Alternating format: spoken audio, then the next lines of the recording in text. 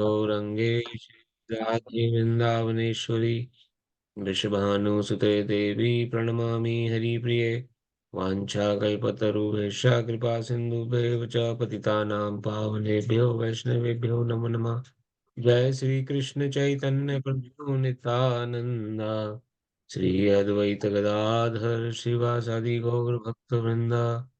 हरे कृष्ण कृष्ण कृष्ण हरे हरे, हरे राम राम राम हरे हरे। नारायणं नमस्कृत्यं नरं चैव नरोत्तमं, देवीं सरस्वतीं व्यासं ततो जयमुदीरये। नष्टप्राय स्वभद्रेषु नित्यं भागवत सेवया, भगवते उत्तम श्लोके भक्तिर्भवती नैष्टिकी। श्रीमद् गीता यथारूप की जय। भगवान की वाणी भगवद गीता की जय।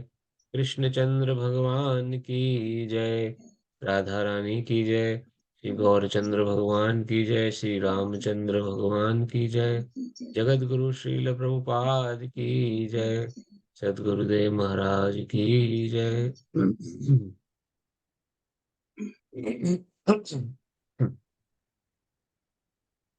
हरे कृष्णा।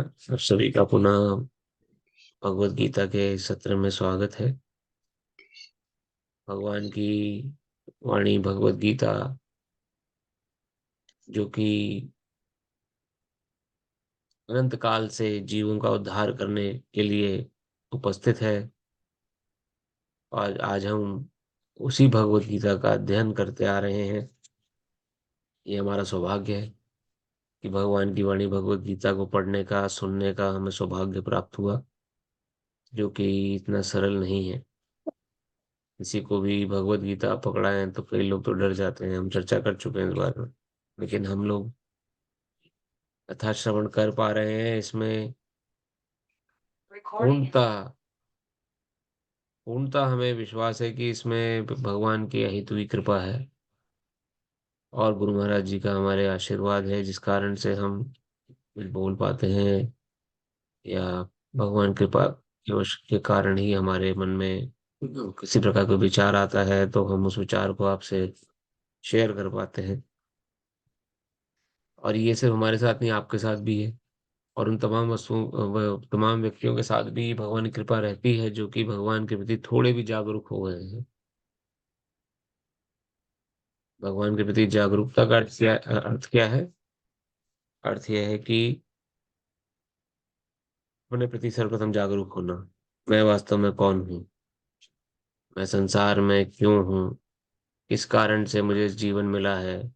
किस कारण से और किस तरफ मेरा जीवन जा रहा है? और तो इस 1 घंटे में, सवा घंटे, 1.5 घंटे में जो भी हम लोग साथ में शेयर डिस्कशन करते हैं, तो उसमें हमारा प्रयास ये रहता है कि हम मैक्सिमम इन बातों पे मनन कर सकें, जिससे कि हमारा जीवन लेना सार्थक हो जाए। तो 14वें अध्याय को हम पकड़ चुके हैं। भगवत गीता के 14वें अध्याय में भगवान ने अर्जुन को जो प्रकृति के 3 गुण हैं, सतोगुण, रजोगुण और तमोगुण, उसके अंतर्गत क्या क्या ज्ञान संबंधी विषय हैं, उसकी इंफॉर्मेशन, उसका ज्ञान अर्जुन को देना उन्होंने प्रारंभ कर दिया। और 14वें अध्याय में भगवान ये भी बताएंगे कि किस प्रकार से ये 3 गुण हमें फंसा लेते हैं। पहले तो भगवान ने अभी तक ये बताया कि 3 गुण होते हैं, दिखते जरूर नहीं है लेकिन सूक्ष्म रूप में होते हैं, और सूक्ष्म रूप में ही हम पे असर डालते हैं। और इनको पकड़ा कैसे जाए, कहाँ प्राप्त होते हैं, तो उसका चर्चा भगवान बताएंगे कि कैसे हम इनका अपने शुद्ध जो गुण है, शुद्ध सतोगुण की तरफ आगे बढ़ सकते हैं। तो निम्न कोटि का गुण है तमोगुण।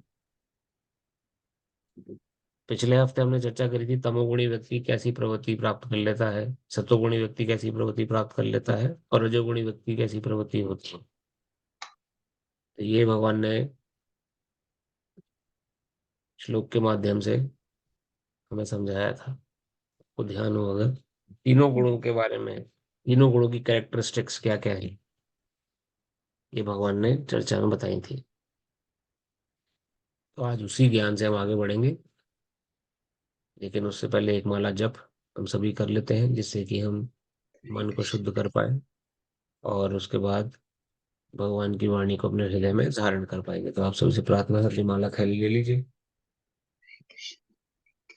और एक माला जप संकीर्तन रूप में हम सभी करेंगे। ओम अज्ञानतिमिरन्दस्य ज्ञानाञ्जनशलाकया नमामि विष्णुपदाय कृष्णपृष्ठाय भूतले श्रीमते नवयोगेन्द्र स्वामिनीति नाम। नमस्ते प्रभुपाद देवे नाम संकीर्तन प्रचारिणे निर्विशेष शून्यवादी समस्त देश तारिणे। नमामि विष्णुपदाय कृष्णपृष्ठाय भूतले श्रीमते भक्ति वेदांत स्वामिनीति नाम। नमस्ते सरस्वती देवे गौरवाणी प्रचारिणे निर्विशेष शून्यवादी पाश्चात्य देश तारिणे। जय श्री कृष्ण चैतन्य प्रभु नित्यानंद श्री अद्वैत गदाधर शिवासादि गौर भक्तवृंद की जय। जय श्री कृष्ण चैतन्य प्रभु नित्यानंद श्री अद्वैत गदाधर शिवासादि गौर भक्तवृंद की जय। हरे कृष्ण कृष्ण कृष्ण हरे हरे, हरे राम राम राम हरे हरे, हरे कृष्ण कृष्ण हरे हरे, हरे राम राम हरे हरे, हरे कृष्ण कृष्ण हरे हरे, हरे राम राम हरे हरे, राम हरे हरे। हरे कृष्ण हरे हरे, हरे राम हरे हरे, हरे कृष्ण कृष्ण हरे हरे, हरे राम राम हरे हरे, हरे कृष्ण हरे राम हरे हरे। हरे कृष्ण हरे हरे कृष्ण कृष्ण हरे हरे, हरे राम राम हरे हरे, हरे कृष्ण कृष्ण हरे हरे, हरे हरे राम राम हरे हरे, हरे कृष्ण कृष्ण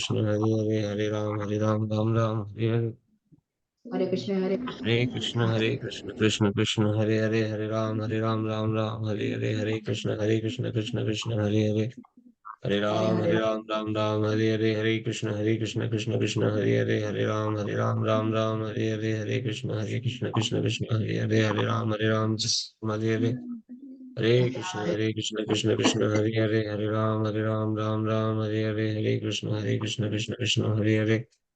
राम राम राम हरे कृष्ण हरे हरे, हरे राम हरे हरे, राम हरे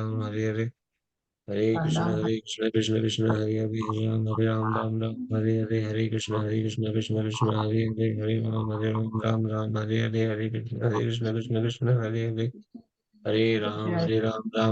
हरे हरे, हरे कृष्ण हरे हरे, राम राम हरे हरे, हरे कृष्ण हरे हरे, कृष्ण हरे राम हरे हरे, हरे कृष्ण हरे हरे, हरे राम हरे हरे, हरे कृष्ण हरे हरे, हरे हरे राम हरे हरे कृष्ण हरे हरे, हरे राम हरे हरे, हरे कृष्ण हरे हरे, हरे राम हरे हरे, हरे कृष्ण हरे हरे, हरे राम हरे हरे, हरे कृष्ण हरे हरे, हरे राम हरे कृष्ण हरे हरे, हरे राम हरे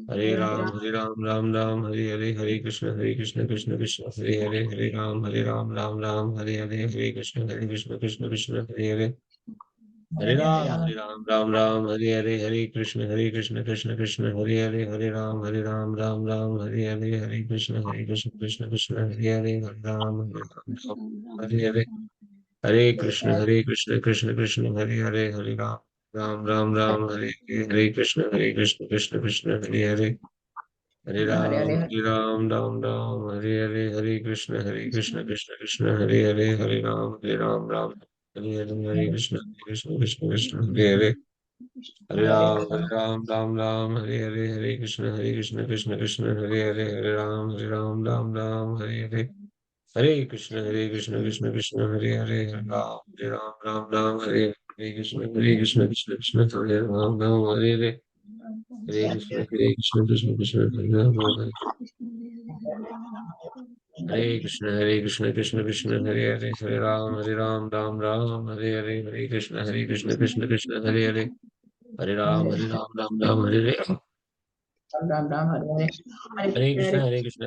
हरे हरे, हरे राम हरे हरे, राम हरे कृष्ण हरे राम हरे हरे, हरे कृष्ण हरे हरे, हरे कृष्ण हरे हरे, हरे राम हरे हरे, हरे कृष्ण हरे राम हरे हरे,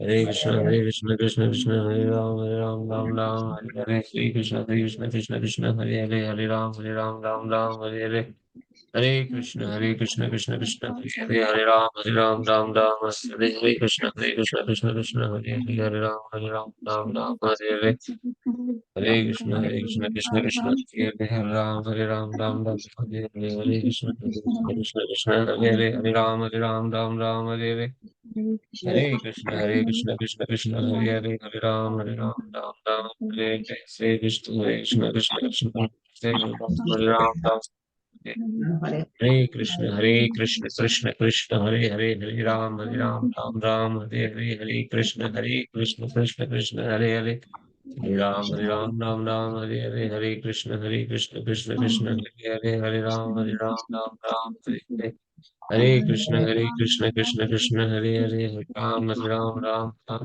हरे हरे कृष्ण कृष्ण कृष्ण हरे हरे, हरे राम राम हरे हरे, श्री कृष्ण चैतन्य प्रभु नित्यानंद श्री अद्वैत गदाधर श्रीवासादि गौर भक्तवृंद की जय, जय श्री कृष्ण चैतन्य प्रभु नित्यानंद श्री अद्वैत गदाधर श्रीवासादि गौर भक्तवृंद की जय, भगवान की वाणी भगवद गीता की जय, गुरु श्री प्रभुपाद की जय।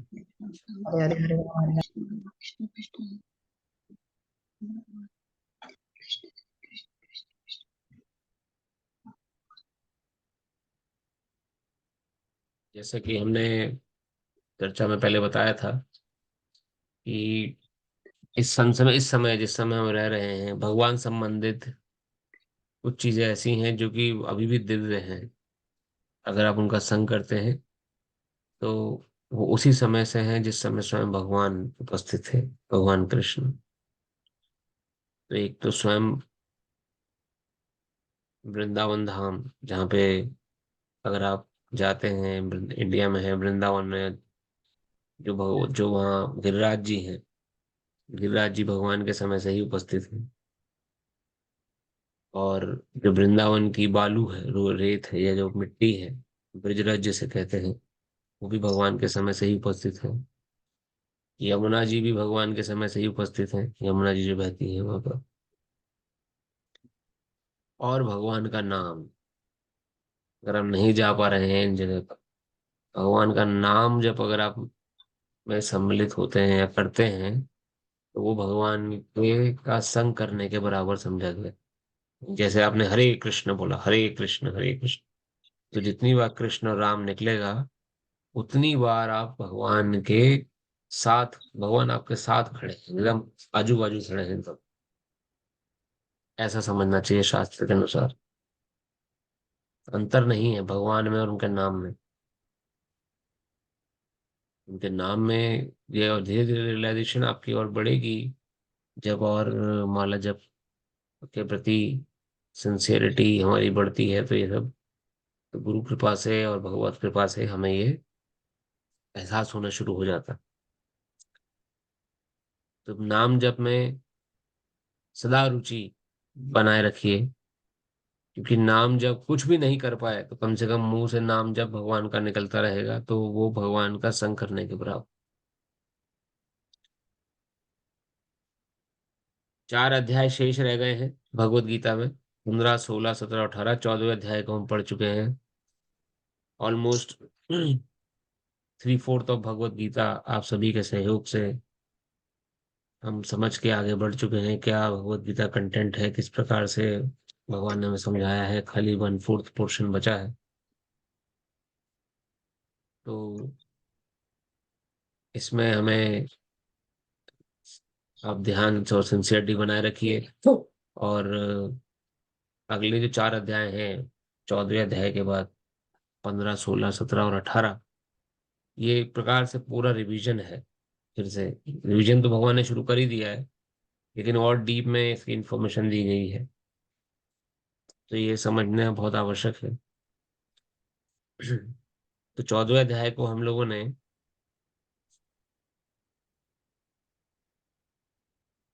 श्लोक नंबर, हम तमोगुण तक पढ़ चुके थे, 10 तक पढ़ चुके हैं। 8वें, 9वें और 10वें भगवान ने सतोगुणी व्यक्ति कैसा सोचता है, रजोगुणी व्यक्ति कैसा सोचता है, और तमोगुणी व्यक्ति कैसा सोचता है,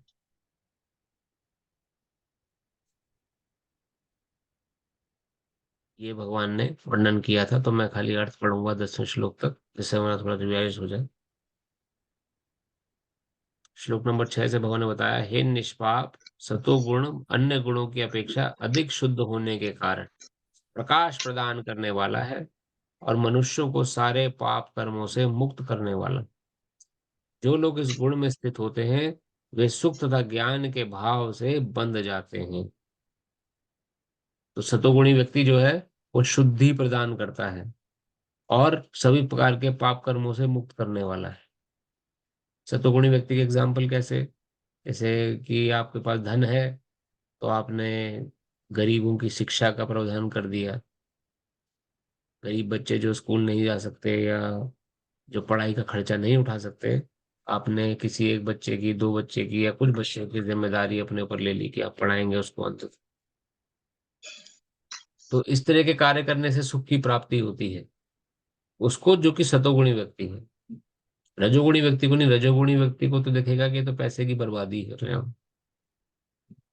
जो रजोगुणी व्यक्ति होता है, श्लोक नंबर 7 में भगवान कह रहे हैं, हे कुंती पुत्र, रजोगुण की उत्पत्ति असीम आकांक्षाओं तथा तृष्णाओं से होती है और इसी के कारण यह देहधारी जीव सकाम कर्मों में बंध जाता है। तो अगर खूब पैसा है तो सतोगुणी व्यक्ति सोचेगा कि कैसे समाज कल्याण में, जन कल्याण में उस पैसे को लगाया जाए। या खूब शक्ति है तो कैसे उस शक्ति को समाज कल्याण में, जन कल्याण में लगाया जाए। इस प्रकार से दूसरों की सेवा का भाव रहता है सतोगुण में। रजोगुण में खुद की तृष्णाएं, खुद की जो हमारी इच्छाएं हैं, आकांक्षाएं हैं, उनको पूरा करने की प्रवृत्ति है, दूसरों की सेवा नहीं। दूसरे, आमतौर पे हम सभी रजोगुण से ग्रसित हैं। हमें और सतोगुण, इसलिए सतोगुण तक उठने का प्रयास करना है। जो छठे श्लोक में भगवान बता रहे हैं कि सतोगुणी व्यक्ति जो है वो दूसरों की सेवा भाव रखता है। रजोगुणी व्यक्ति अपनी सेवा या अपने परिवार की सेवा या उनकी इच्छाओं की पूर्ति, ये भाव रख के जीवन जीता है। तमोगुणी व्यक्ति, हे कुंती पुत्र, रजोगुण की उत्पत्ति, हे भरत पुत्र तुम जान लो। 8वें श्लोक में तमोगुण भगवान बता रहे हैं, हे भरत पुत्र तुम जान लो कि अज्ञान से उत्पन्न तमोगुण समस्त देहधारी जीवों का अज्ञान से उत्पन्न जो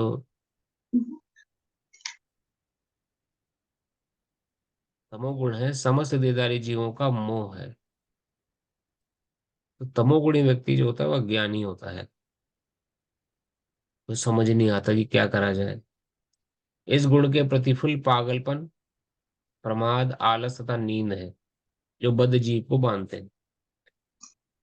अत्यधिक आलसी होना, अत्यधिक नींद से ग्रसित होना। 6 घंटे की नींद खाली बताई है शास्त्रों ने। शास्त्र में आता है खाली अगर आप 6 घंटा पर्याप्त सो रहे हैं तो आपको और सोने की आवश्यकता नहीं है।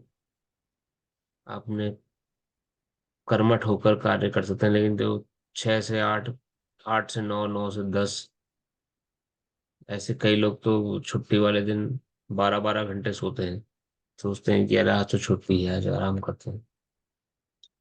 तो इस प्रकार से ये तमोगुणी प्रवृत्ति है। ये प्रमादी स्थिति कहलाई जाती है। इस स्थिति में हम ना तो अपना कल्याण सोचते हैं ना दूसरे का। अपना कल्याण क्यों नहीं सोच रहे? क्योंकि नींद में यार समय बिता रहे हैं, उस समय उठ के थोड़ा व्यायाम कर लिया जाए तो शरीर चुस्त रहेगा। या थोड़ा सा कोई ऐसा कार्य कर लिया जाए जिससे हमारी प्रगति हो संसार में। तमोगुणी व्यक्ति से कोई इससे लेना देना नहीं। इससे तमोगुणी व्यक्ति जो है वो अंधकार में, वो अपना भी नुकसान कर रहा है जो, तो और दूसरों का तो सोच ही नहीं पा रहा है। तो 3 प्रकार के व्यक्ति भगवान ने बताए, छठे सात, छह सिक्स, श्लोक नंबर 6 7 और 8 में। श्लोक नंबर 9 में भगवान ने बताया, हे भरत पुत्र, सतोगुण मनुष्य को सुख से बांधता है, रजोगुण सकाम कर्म से बांधता है और तमोगुण मनुष्य को के ज्ञान को ढककर उसे पागलपन से बांधता है। देखिए, तीनों गुण उपस्थित हैं, सूक्ष्म रूप में है, और 24 घंटा 365 दिन हम पर अपना असर दिखा रहे हैं। लेकिन इस ज्ञान को किसी स्कूल कॉलेज में नहीं पढ़ाया गया। इसलिए आजकल के जो बच्चे हैं आजकल क्या बच्चे जो ज्ञान से वंचित हैं, बहुत ही कम अवस्था में ही गलत आदतों का सेवन करना शुरू कर देते हैं। सिगरेट शराब पीना शुरू कर देंगे, या ड्रग्स लेना शुरू कर देंगे, या गलत संग में पड़ जाएंगे, या व्यभिचारी बन जाएंगे बचपन में ही। क्यों ऐसा हो रहा है? क्योंकि उनको सही शिक्षा, सही मापदंड नहीं मिल पा रहा। जो हम पे 24 घंटा असर दिखा रहे हैं तीनों गुण, इनसे कैसे ऊपर उठा जाए, ये ज्ञान तो मिसिंग है। स्कूल कॉलेज में हमें physics, chemistry, biology, English, math, social studies, science, ये सब्जेक्ट तो पढ़ा दिया गया। लेकिन इस सब्जेक्ट को पढ़ाने का क्या फायदा हो रहा है? हम बस आगे बढ़ने के लिए कैसे पैसा कमाया जाए, बस इससे हम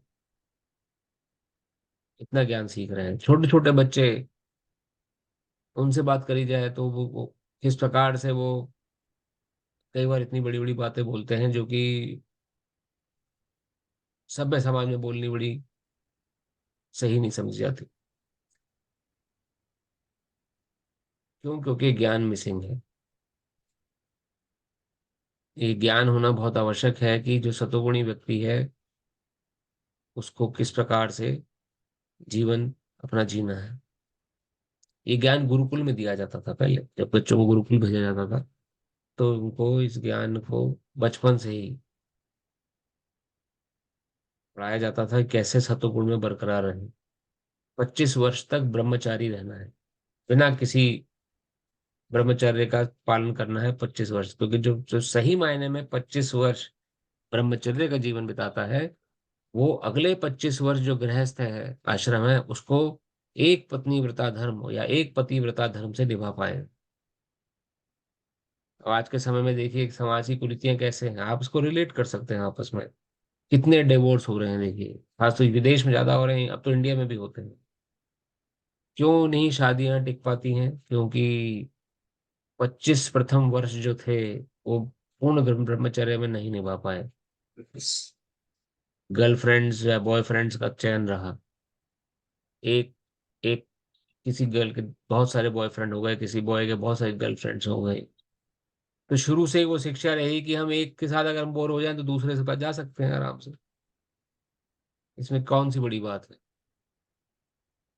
शुरू से ही दिमाग में ऐसी परवरिश डाली गई कि कैसे अगर आपका साथ एक से ब्रेकआउट हो जाए तो दूसरे को आप दूसरे के साथ आप मित्रता या दूसरा आप शुरू कर सकते हैं। उस ब्रेकआउट को कैसे बचाया जाए तो सिखाया ही नहीं गया। तो ऐसे ही जब जब आप वैवाहिक जीवन में आते हैं, तो थोड़ी सी भी अनबन ब्रेकआउट कर देती है विवाह को, और फिर दूसरा विवाह हो जाता है, फिर तीसरा हो जाता है।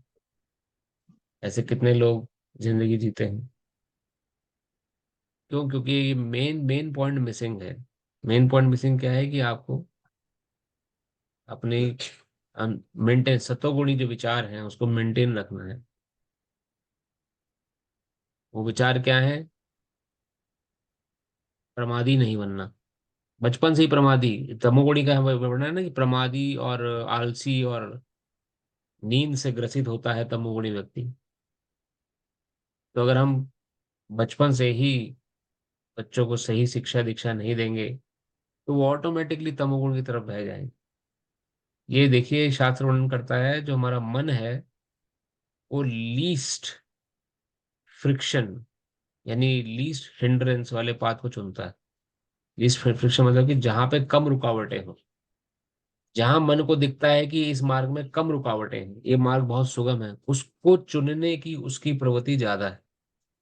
उस मार्ग को, या उसमें बड़ा आनंद है, ये मन की प्रवृत्ति है। जैसे आप समझिए, जिस तरफ ढलान होती है उस तरफ पानी बह जाता है, ढलान की तरफ ही पानी बह जाएगा। तो मन का जो वेग है, ये ढलान अर्थात नीचे की तरफ यानी कि तमोगुण की प्रति ज्यादा है। तो अगर इसको अगर हम शासन में नहीं रखेंगे मन को, तो ये हमारे विचारों को ढलान यानी तमोगुण की तरफ धकेल लेगा।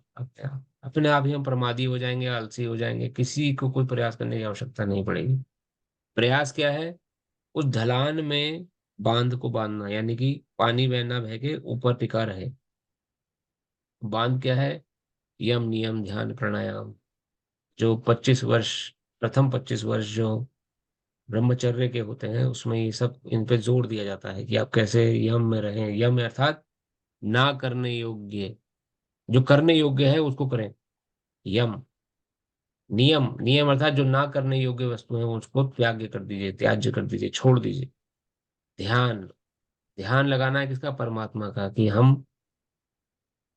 भगवान श्री कृष्ण की संतान है और उन्हीं की ही चारों के अनुसार हमें जीवन जीना है। इस पर ध्यान लगाना, उन पे ध्यान लगाना, उनकी किसी लीला पर ध्यान लगाना। यम नियम ध्यान प्राणायाम। प्राणायाम में फिर थोड़े आसन आते हैं, किस प्रकार से आप आसन शरीर को चुस्त रख सकते हैं, शरीर को पौष्टिक रख सकते हैं। बचपन में ही बच्चे इनको ज्ञान नहीं है, वो शरीर अंदर से इतना कमजोर हो जाता है कि कहाँ तो संसार की मुसीबतों को झेलेंगे फिर वो। इसलिए सुसाइडल अटेम्प्ट्स बढ़ रहे हैं। आप सुसाइडल अटेम्प्ट्स लेके देखिए समाज की कुरीतियों में, या और खासकर विदेश में, आपको आप जो स्टैटिस्टिक्स देखेंगे, देख के हैरान रह जाएंगे। कई लाख स्टूडेंट कम्युनिटी के बच्चे हर साल सुसाइड करते हैं। उनमें से कुछ परसेंट ज्यादा सुसाइड करने के लिए सोचते हैं, अटेम्प्ट करते हैं।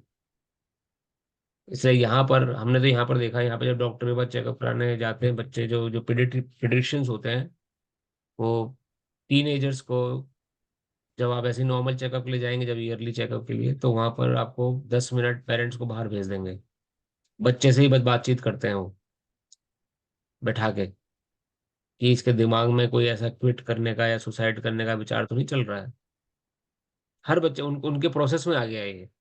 यहाँ आप किसी प्रडिक्शन के बाद, पता नहीं आपको अनुभव रहा नहीं है कि हमारे बच्चे बड़े हैं तो हम जब भी ईयरली चेकअप के लिए जाते हैं तो वो हम लोगों को बाहर भेज देते हैं। प्रडिक्शन बोलते हैं कि आपके बच्चे से हमें बात करनी है। बैठा के फिर वो उनके सेट ऑफ कुछ 20-25 क्वेश्चंस हैं, उन क्वेश्चंस का खाली लिस्टिंग आउट किया है कि आपके मन में कभी क्विट करने की भावना तो नहीं आ रही है, कभी आप ऐसा तो अटेम्प्ट करने की नहीं सोचते हैं, या आपको डिप्रेशन से ग्रसित तो नहीं किया जा रहा है, या आपको आप एंजाइटी में तो नहीं है। ये ऐसे कुछ 20-25 क्वेश्चन हैं। ये क्यों? क्योंकि यहाँ ऐसे केसेस बहुत आम हैं। बहुत आसानी से यंग जनरेशन के बच्चे, जिनके पास कोई कोई ऐसी बड़ी खास जिम्मेदारी नहीं है, बहुत आसानी से डिप्रेशन के ग्रसित हो गए, बहुत आसानी से एंजाइटी में पड़ गए, अब क्या करेंगे, और कुछ सोल्यूशन नहीं दिख रहा तो सुसाइड अटेम्प्ट करने की सोच रहे हैं, लेट्स फिनिश दिस लाइफ। क्यों? क्योंकि ट्रेनिंग सही नहीं मिली। तमोगुण में बने, तमोगुण में रहे, ऊपर उठने का प्रयास ही नहीं करा। तो ये असर, मैं ये आपको क्यों बता रहा हूँ बातें, ये असर होता है इन गुणों का। ये सारा खेल गुण खेल रहे हैं। हमारे जीवन का इतना अहम भाग होने के कारण हमारे पूरे जीवन का ढांचा ये निर्धारित कर रहे हैं गुण, तीनों गुण, सतोगुण रजोगुण और तमोगुण। लेकिन इनके बारे में कोई शिक्षा दीक्षा नहीं दी जाती कहीं भी। इस कारण से परेशान है सब। इस कारण से वो सोचता ही नहीं है क्या करें। तो उनको महाराणा प्रताप ने किस प्रकार से जुझारू होकर युद्ध लड़ा, ये कैसे वो शिक्षा, वो ज्ञान समझे, वो समझ ही नहीं पाएंगे। कैसे हमारे देश के वीर जैसे रानी लक्ष्मीबाई या और दूसरे वीर वीरांगनाओं ने किस प्रकार से हमारे भारतवर्ष को बचा के रखा। कितना पौरुष था उनमें, कितना बल था, आंतरिक बल। पूरी बल की बात नहीं कर रहा हूं मैं, आंतरिक बल की कमी होने के कारण तमोगुण में ही पड़ा रह जाता है जीव, और अपने जीवन को बर्बाद कर लेता है। तो यहाँ भगवान ये वर्णन कर रहे हैं, भरतपुर तुम जान लो, अज्ञान के कारण तमोगुण समस्त देहधारी जीवों का मोह है। अज्ञान है बस, खाली बस शिक्षा दी नहीं जा रही है, इस कारण से गैप है, मिसिंग गैप है। कितना जरूरी है अपनी संतानों को हमें ज्ञान देना, कि आपको किस प्रकार से अ, रजोगुण, तमोगुण से ऊपर उठकर, रजोगुण और रजोगुण से ऊपर उठकर सतोगुण में स्थित रहना है। सतोगुण में स्थित रहेंगे तो आप कर्मठ बनेंगे, आप जुझारू बनेंगे, आंतरिक बल को प्राप्त करेंगे। तो शिक्षा देना बहुत आवश्यक है, उसके लिए हमें शिक्षा मिलनी बहुत आवश्यक है। बच्चों को क्यों नहीं ज्ञान मिला? क्योंकि पेरेंट्स ही नहीं जानते इस बारे में। पेरेंट्स क्यों नहीं जानते? क्योंकि उनके पेरेंट्स नहीं जानते। ये पूरा एंसेस्ट्रल गैप है इस ज्ञान का। तो इस ज्ञान को भरने का प्रयास हमें करना है। भगवान को प्रसन्न करने के लिए बहुत उचित, इसलिए भगवान कहते हैं भगवत गीता का प्रचार जो करता है व्यक्ति, उनको अतिशय प्रिय है।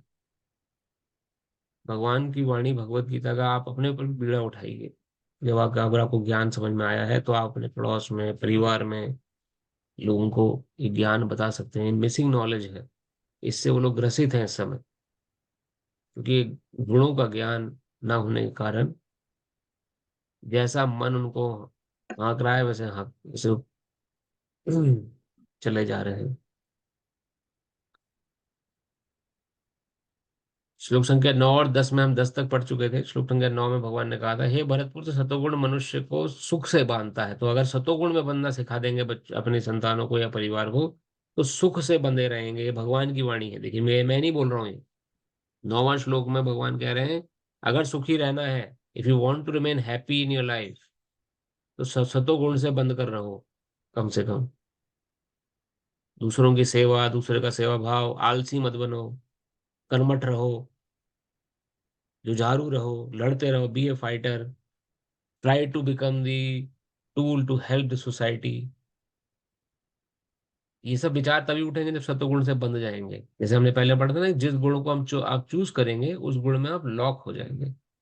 फिर उसके बाहर हट के नहीं सोच पाएंगे। तो सत्वगुण से ऊपर उठने की कोशिश करके हम अपने को सुखी बना सकते हैं, सुख आ सकता है। रजोगुण सकाम कर्म से बांधता है। सकाम कर्म यानी कि इच्छा वाला कर्म जो है, रिजल्ट में कुछ चाहिए हमें। तो रजोगुण, अगर रजोगुण से अपने को बांध दिया हमने, तो हम, हमारे मन में इच्छाएं होंगी फिर। मैं ये काम क्यों करूं? क्योंकि मुझे ये रिजल्ट चाहिए।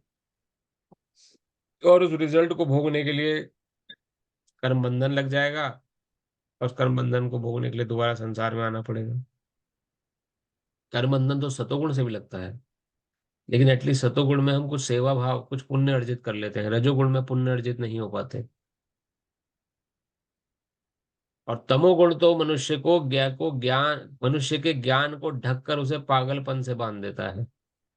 पागलपन कैसे? तमोगुण व्यक्ति, अब देखिए, जानते हैं कि सिगरेट पीने से जो है फेफड़े जल रहे हैं। सिगरेट के पैकेट पे देख भी लिया है, लिखा हुआ है वहां पर, cigarette smoking injurious to health. फिर भी सिगरेट पी रहे हैं, एक नहीं 20-20 बार पी रहे हैं। इसे पागलपन कहा गया है। पढ़ लिया, समझ लिया, उसके बाद पढ़े लिखे हैं, लेकिन फिर भी चेन स्मोकर 20 बार 30 बार सिगरेट पीता है, सोच के नहीं कुछ नहीं होगा। ऐसी शराबी व्यक्ति है, ऐसी और गलत ड्रग्स एडिक्ट्स हैं, ये सब पागलों की तरह से जिंदगी जी रहे हैं। श्लोक नंबर 10 में भगवान ने कहा, हे भरतपुत्र, कभी कभी सतोगुण रजोगुण तथा तमोगुण को परास्त करके प्रधान बन जाता है।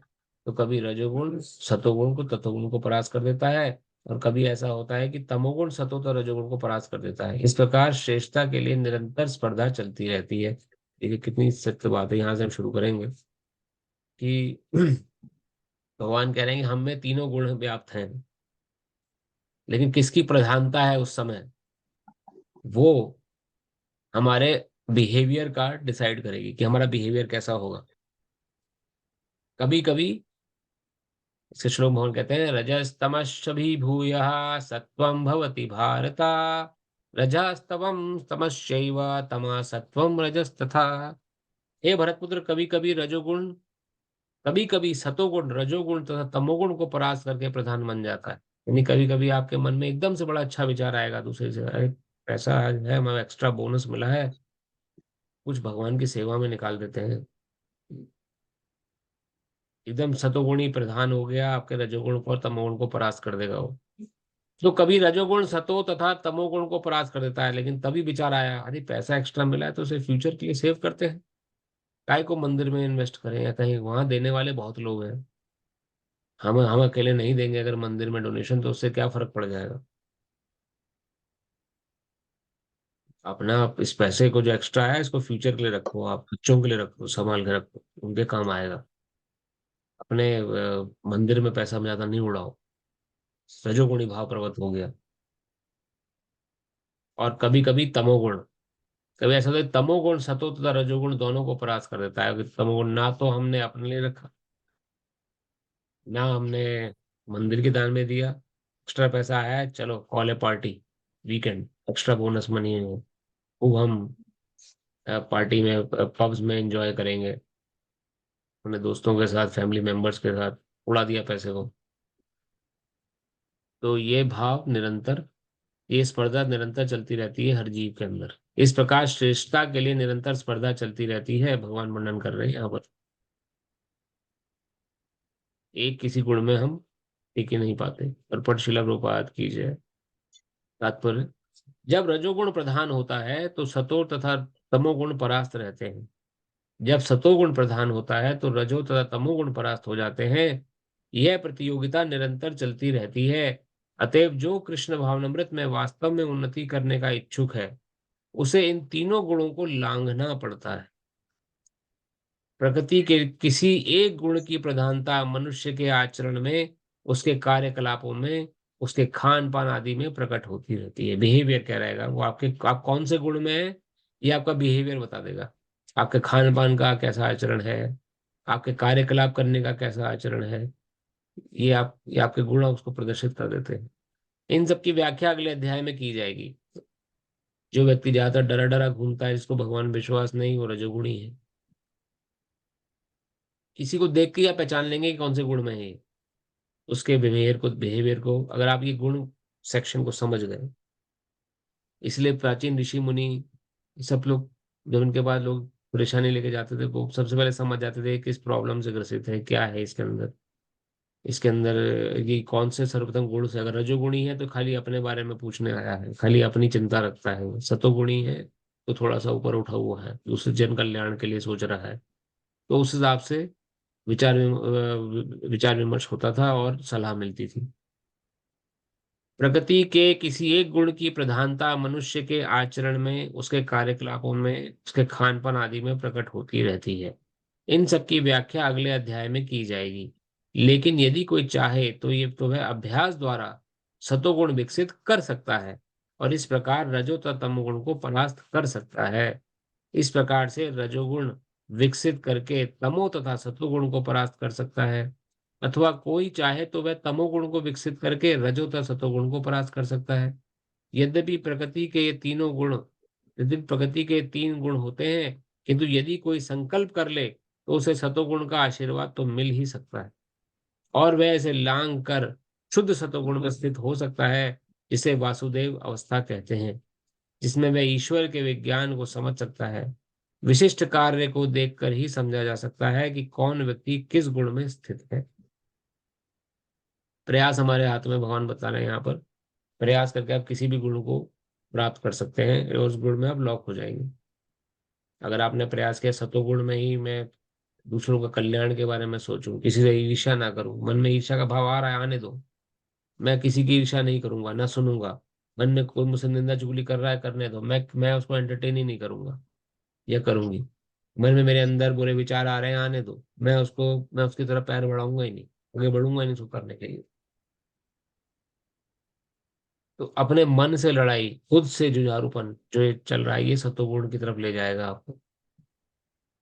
दृढ़ संकल्प आप हो गए कि मुझे गलत कार्य में प्रवृत्त नहीं होना, किसी नहीं होना है, नहीं होना चाहिए, बिल्कुल नहीं होऊंगा, ऐसा मन में अब इंटरनली लड़ाई लड़ रहे हैं।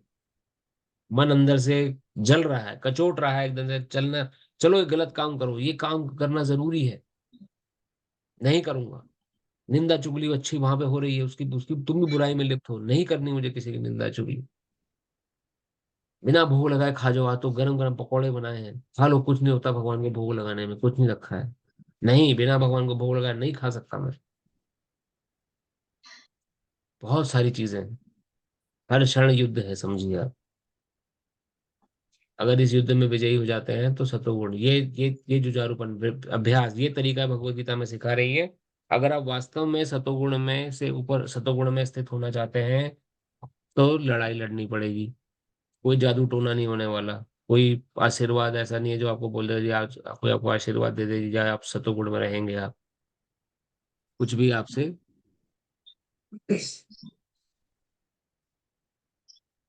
प्रयास, आपको प्रयास करना पड़ेगा। प्रज्ञा माता जी, आपका हैंड रेज हुआ है, कुछ प्रश्न है मन में? प्रभु जी, मेरे मन में ऐसी बात आई कि मन में ही अपना सबसे बड़ा शत्रु बैठा हुआ है जिसे हमें परास्त करना है। जी, ये तो हमने पढ़ा भी था।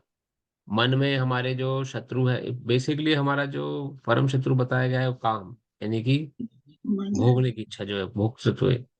सबसे बड़ा शत्रु हमारा वही है, भगवान से विरुद्ध होकर भोगना। वही हमें, अब कोई भी व्यक्ति हो, देखिए, चाहे वो प्रमादी व्यक्ति भी हो, वो या तमोगुणी व्यक्ति हो, भगवान से विरुद्ध होकर भोगना चाहता है। सुबह हो गई है लेकिन सो रहे हैं, या 10 बज गए हैं या 11 बज गए हैं, फिर भी इंसान आलस में नीचे बिस्तर में पड़ा हुआ है, सो रहा है।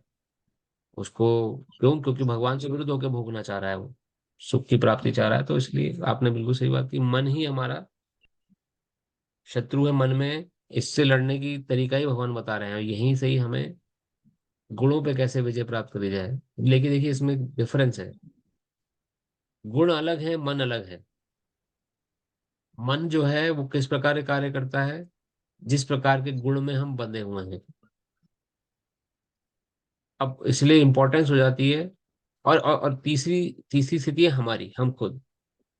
तो तीन चीजें हैं, ना मैं मन हूं, ना मैं गुण हूं, मैं आत्मा हूं। मैं इन दोनों से अलग हूं। तो मैं चाहूं तो मैं इन दोनों को कंट्रोल कर सकती हूँ या कर सकती हूँ। लेकिन हमारी आइडेंटिटी, हम क्या करते हैं, हम अपने अपनी आइडेंटिटी मन से बना लेते हैं कि मैं ही मन हूं, या मैं ही शरीर हूं, या मेरे अंदर विचार उठ रहे हैं, या मेरे विचार हैं। ये आइडेंटिटी लॉस वाली स्थिति है, अपनी असली स्थिति को हम भूल गए। इसलिए इन मन पे और गुणों पर विजय प्राप्त नहीं कर पाते। यहाँ पर क्या वर्णन आ रहा है? यहाँ पर वर्णन ये आ रहा है कि प्रयास द्वारा इन सब की व्याख्या कर सके, लेकिन यदि कोई चाहे तो अभ्यास द्वारा सत्वगुण विकसित कर सकता है। अभ्यास कब हम करेंगे? जब हम अपनी आइडेंटिटी को डिफरेंशिएट करेंगे कि मैं इस पे शासन कर सकता हूँ, मन पर शासन कर सकती हूँ चाहूं तो। अभ्यास द्वारा मन कह रहा है कि चलो कुछ खट्टा खाते हैं या कुछ मीठा खाते हैं, अपोजिट उसका करके देखिए एक बार, नमकीन खा लीजिए। मन कहता है कि नहीं, आज हम भगवत गीता कथा का अध्ययन नहीं करेंगे, लेके बैठ जाइए भगवत गीता किताब। बहुत मन अंदर से कचोटेगा कि नहीं, अरे नहीं पढ़नी, नहीं पढ़नी, नहीं पढ़नी, मन नहीं कर रहा है, बिल्कुल नहीं पढ़नी, नहीं पढ़नी है। पढ़ के फिर भी एक श्लोक पढ़ डालिए। ये मन के विरुद्ध लड़ाई बताइए संतों। मन बोल रहा है टीवी में बहुत अच्छा सीरियल आ रहा है, नहीं देखेंगे आज। आज नहीं देखेंगे तो क्या हो जाएगा? नहीं देखना है, आज तो बड़ा अच्छा सीरियल है, आज तो हमें देखना ही देखना है, आज तो आज क्लाइमेक्स आने वाला है। प्रयास करिए मन को अगेंस्ट में जाने का, नहीं देखेंगे, आज नहीं देखेंगे बस। यही सीरियल कल टेलीकास्ट, कल उसकी रिकॉर्डिंग देख लेंगे, लेकिन आज नहीं देखेंगे। देखिए क्या होता है, अंदर से एकदम कचोटेगा मन। ये क्यों? क्योंकि आपने अगेंस्ट में जाना शुरू किया। अभी तक हम अपने आप को मन से ही जोड़ के चल रहे थे कि मैं ही मन हूँ, जैसा मन कर रहा है मुझे वो करना ही करना है। लेकिन अब आप अगेंस्ट में जा रहे हैं, तो वो सारे कार्य, जो कार्य बहुत लुभावने हैं, आकर्षित करते हैं, उनमें से किसी एक कार्य को छोड़ के का प्रयास करके देखिए, फिर आपको डिफरेंस समझ में आएगा कि आप मन नहीं, आप कुछ और हैं जो इस मन के विरुद्ध जा रहे हैं। मन तो अंदर बैठ के तड़प रहा है इस समय कि ये मैं कर नहीं पाया काम, या मेरे थ्रू काम नहीं हो पाया। ये छोटे छोटे एक्सपेरिमेंट्स हैं जो हम करके देख सकते हैं, और अपने मन पे शासन ला सकते हैं। अभ्यास, इसी को अभ्यास बोला गया है। मन बोलता है कि इस माला जप नहीं करनी है, करेंगे, करनी चाहिए, बिल्कुल करेंगे। नहीं करेंगे, आज आज नहीं करेंगे। मन बोलेगा अंदर से आज आज छोड़ दो, आज बहुत थकान हो गया, बहुत देर हो गई है। नहीं, फिर भी करेंगे। अपनी अपने नियमों को पूरा करना है। ये परस्पर स्पर्धा जो है, ये स्पर्धा ही अभ्यास बोली गई है यहाँ पर। अभ्यास द्वारा सतोगुण विकसित करना, यानी मन तो बाय डिफॉल्ट तमोगुण की तरफ लेके जाएगा। मन बाय डिफॉल्ट आपको बोलेगा कि गलत काम करिए, आलसी बनिए, प्रमादी रहिए, या 1 घंटा खाली आपके पास है तो 1 घंटे में क्या करें, या तो मूवी देख लीजिए, या कोई कुकिंग का सीरियल देख लीजिए, कुकिंग अच्छी बनानी है, या फिर उस 1 घंटे में कोई निंदा चुगली की बातें सुन लीजिए, या फिर उसी 1 घंटे में भगवान की कथा का श्रवण कर लीजिए। ये सारे ऑप्शंस अवेलेबल हैं। उसमें से सतोगुणी व्यक्ति कथा को चुनेगा, रजोगुणी व्यक्ति निंदा चुगली या इस तरह के बाद कुकिंग सीरियल या वैसे सीरियल्स को चुनेगा, तमोगुणी व्यक्ति सो जाएगा। उसको 1 घंटा खाली मिलेगा तो उसके उसका पहला डायरेक्शन होगा कि थोड़ा भी समय मिले सो जाओ, सोने की प्रवृत्ति ज्यादा रहती है। तो यहाँ अभ्यास की बात जो आ रही है कि यदि कोई चाहे तो अभ्यास द्वारा सत्वगुण विकसित कर सकता है। अभ्यास अर्थात युद्ध, मन के विरुद्ध, जो मन कह रहा है उसके अपोजिट चलने का प्रयास करिए, एक बार प्रयास करके देखिए, तो आपको वो रिजल्ट समझ में आएगा। और यही धीरे धीरे अभ्यास हमें भगवान से जोड़ देता है। ये छोटे छोटे अभ्यास हमें करने हैं, इसका प्रयास करना है जो यहाँ वर्णन आया है।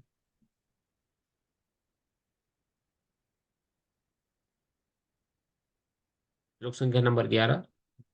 सर्वद्वारेषु देहे अस्मिन् प्रकाशोपजायते ज्ञानं यदा तदा ज्ञानं यदा तथा विद्यात् विद्वृद्धं सत्त्वमित्युत। सतोगुण की अभिव्यक्ति को तभी अनुभव किया जा सकता है जब शरीर के सारे द्वार ज्ञान के प्रकाश से प्रकाशित होते हैं। तात्पर्य श्रील प्रभुपाद कीजिए। शरीर में 9 द्वार हैं, 2 आंखें, 2 कान, 2 नथुने, मुंह, गुदा तथा उपस्थ। जब प्रत्येक द्वार सत्व के लक्षण से दीपित हो जाए तो समझना चाहिए कि उसमें सतोगुण विकसित हो चुका है। सतोगुण में सारी वस्तुएं अपनी सही स्थिति में दिखाई दिखाई दिखती हैं, सही सही सुनाई पड़ती हैं और सही ढंग से उन वस्तुओं का स्वाद मिलता है। मनुष्य का अंतः तथा बाह्य शुद्ध हो जाता है। प्रत्येक द्वार में सुख के लक्षण दिखते हैं और यही स्थिति होती है सतोगुण की। तो सतोगुण में आप जो भी देखेंगे वो आपको सुख प्रदान करेगा। भगवत कथा देखी आपने या किसी का आपने सेवा भाव, किसी की आपने सेवा करी, सेवा करके वो तृप्त हो गया व्यक्ति, उसकी प्रसन्नता में आपको प्रसन्नता दिखाई दे गई, अरे देखो मैं इसके काम आ गया। जैसे किसी गरीब परिवार के बच्चे को हमने पढ़ा दिया या उसकी जिम्मेदारी ले ली, तो जब उसके मन में खुशी होगी वो आप देखेंगे अपनी आंखों से, तो आंखों को बड़ी प्रसन्नता होगी, देखो कितना प्रसन्न हो रहा है, इसकी प्रसन्नता में मैं कुछ योगदान दे पाया। इसी प्रकार से कान से कुछ आप अच्छे कार्य कर अपने द्वारा किए गए अच्छे कार्य सुनेंगे तो प्रसन्नता का अनुभव होगा कि आपके दिए हुए धन राशि से इतने गरीब लोगों को खाना मिला। ये न्यूज आपके मन में कान में पड़ाई दी, जैसे ही आपने सुना कि अरे इतने गरीब लोगों को खाना खाने का सोर्स मैं बना, ये सोच के ही बड़ी प्रसन्नता होगी आपको, सुख मिलेगा एकदम, मन एकदम निश्चिंत हो जाएगा, सुखी हो जाएगा। उसी प्रकार से संतान उत्पत्ति, संतान जो उत्पत्ति हुई उसको आपने सही शिक्षा दीक्षा देने का प्रयास किया तो संतान उत्पन्न करना सफल हो गए। शास्त्र वर्णन करता है जननी जने तो भक्तजन या दाता या शूर, नहीं तो जननी बांझ रहे काय गवाए नूर। संतान जो उत्पन्न हुई फिर वो या तो बहुत बड़ी दानवीर निकली, या बहुत बड़ी शूरवीर निकली, या बहुत बड़ी भक्त हो गई संतान। तीनों में से कोई एक कैटेगरी की संतान अगर हो गई और आपने उनको देखा तो प्रसन्न हो गए आप, संतान की उत्पत्ति करनी सफल हो गई। तो हर किसी कर्म इंद्री से जो अच्छा कार्य हो गया आपसे या ज्ञान इंद्री से, वो आपको सुख प्रदान कर देगा। अगर वही संतान बिगड़ गई, वही संतान ने अपना गलत रास्ता अपना लिया या गलत काम करने लगी तो वही दुख का कारण बन जाएगा। तो लगेगा कि हमने, कई लोग बोलते हैं ना हमने पैदा ही क्यों किया है इसने, तो ऐसे डायलॉग आते हैं हम सुनते हैं, कुछ लोग बोलते हैं गुस्से में अपनी संतान से,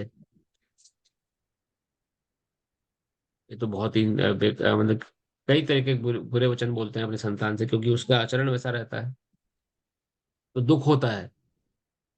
और वही संतान अगर सुधरी संतान निकली तो सुख होगा। तो सतोगुण में किया गया कोई भी कार्य किसी भी ज्ञान इंद्रिय और कर्म इंद्रिय से आपको अल्टीमेटली सुख प्रदान करेगा। ये सतोगुण की अभिव्यक्ति है।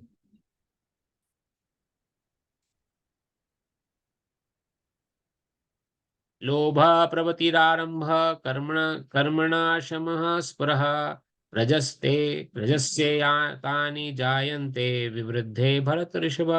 हे भरतवंशियों में प्रमुख, जब रजोगुण में वृद्धि हो जाती है तो अत्यधिक आसक्ति, सकाम कर्म, गहन उद्यम तथा अनियंत्रित इच्छा एवं लालसा के लक्षण प्रकट होते हैं। तो जब रजोगुण वृद्ध हो गया, बलशाली हो गया, तो कैसा भगवान कह रहे हैं, अत्यधिक आसक्ति हो जाएगी किसी भी वस्तु में। जैसे घर के प्रति आसक्ति हो गई, ये घर नहीं छोड़ेंगे हम, ये हमारे पुरखों का घर है, ये हमारे, हमने बड़ी मेहनत से इस घर बनाया है, इस घर को हम नहीं छोड़ेंगे, या इस परिवार को हम नहीं छोड़ेंगे, या फिर इस नौकरी को हम नहीं छोड़ेंगे। ये नौकरी हमारे, हमने बचपन से, बचपन के हमने इसकी कल्पना करी थी, अब हमें जॉब लग गई है, वही जॉब लगी जिसकी कल्पना करी थी, अब नहीं थी दूसरी जॉब नहीं पकड़ेंगे। या किसी वस्तु से, कार, घर में कार होती है, कई लोगों को बड़ा आकर्षण हो जाता है अपनी कि हमें पुरानी होती जाएगी लेकिन उसको नहीं बेचेंगे। कई कई घरों में बहुत पुराने पुराने कार के मॉडल्स भी होते हैं, तो आसक्ति है उस चीज से, नहीं छूट पा रही, या किसी और चीज से अत्यधिक आसक्ति, ये रजोगुण का लक्षण है। किसी के अंदर अत्यधिक आसक्ति देखें तो समझिए रजोगुणी व्यक्ति है। सकाम कर्म, सकाम कर्म अर्थात कर्म की इच्छा, रिटर्न में कुछ चाहिए मुझे, मैं कर्म तो कर रहा हूँ, मैं भगवत गीता तो सुन रही हूँ या सुन रहा हूँ, मुझे रिजल्ट में ज्ञान चाहिए, ज्ञान, जिस ज्ञान के बल पर मैं लोगों पर प्रभुत्व जता सकूं। देखो मुझे सब पता है, देखो भगवान ने क्या कहा मुझे सब आता है। या मैं प्रचार करके अपने, कुछ लोग होते हैं जो खूब चेलों की फौज फौज खड़ी कर लेते हैं, हमारे गुरुजी बड़े महान हैं, उनको सारा ज्ञान पता है, इस उद्देश्य से वो ज्ञान अर्जित करते हैं, रिटर्न में चाहिए। सकाम कर्मी रजोगुणी व्यक्ति है वे। गहन उद्यम, बहुत मेहनत, एक जॉब से काम नहीं चल रहा है, दो दो जॉब करेंगे, वीकेंड पे भी जॉब करनी है, टाइम वेस्ट क्यों करना है, वीकेंड भी जब सुविधा मिल रही है तो वीकेंड भी जॉब करिए, खूब पैसा कमाइए, खूब पैसा इकट्ठा करिए। गहन उद्यम, एकदम गधे की तरह से लगे रहना काम में, ये रजोगुणी व्यक्ति की प्रवृत्ति है। तथा अनियंत्रित इच्छा एवं लालसा, अनियंत्रित प्लानिंग, अभी घर में रह रहे हैं अच्छे खासा, नहीं अभी एक और बड़ा घर होना चाहिए, एक कार है उससे गुजारा चल रहा है, नहीं दो कार हो जाए तो अच्छी है, अच्छा लगता है दो कारें होना घर में। या और कोई इच्छाएं मन की, अनियंत्रित, अनियंत्रित इच्छाएं एवं लालसा, इस सतोगुण की प्रवृत्ति है। प्रपट शिला प्रभुपाद समझाते हैं, शिला प्रभुपाद की जय। रजोगुणी व्यक्ति कभी भी पहले से प्राप्त पद से संतुष्ट नहीं होता, वह अपना पद बढ़ाने के लिए ललायत रहता है। यदि उसे मकान बनवाना है तो वह महल बनवाने के लिए भरसक प्रयत्न करता है, मानो वह उस महल में सदा रहेगा। वह इंद्र तृप्ति के लिए अत्यधिक लालसा विकसित कर लेता है, इसमें इंद्र तृप्ति की कोई सीमा नहीं है। वह सदैव अपने परिवार के बीच तथा अपने घर में रहकर इंद्र तृप्ति करते रहना चाहता है, इसका कोई अंत नहीं है। इन सारे लक्षणों को रजोगुण की विशेषता मानना चाहिए।